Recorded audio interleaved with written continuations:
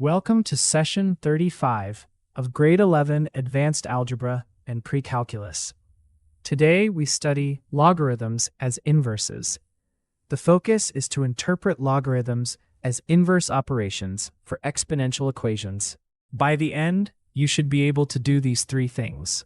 1. Read logarithms as exponent questions. 2. Convert between logarithmic and exponential form. 3. Use logarithms to solve exponential equations.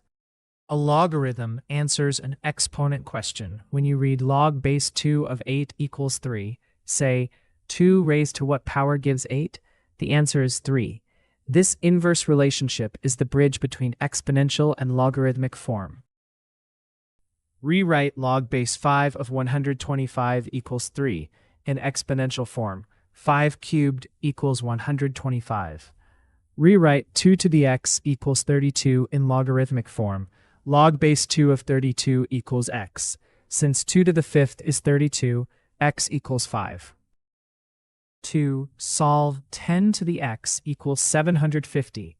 Use a common logarithm. The solution is x equals log of 750, which is approximately 2.875. That makes sense, because 10 cubed is 1,000, so the exponent should be a little less than 3. Your turn. What is log 3 of 81? Pause the video and solve it. Here is the solution. Work line by line, then check the final answer against the original question. After the video, complete these 3 tasks.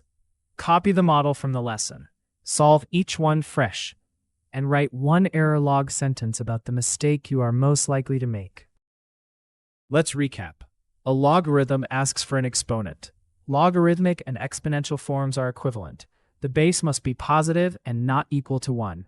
Logarithms help solve equations with unknown exponents. Before moving on, write one sentence. The step I must protect is.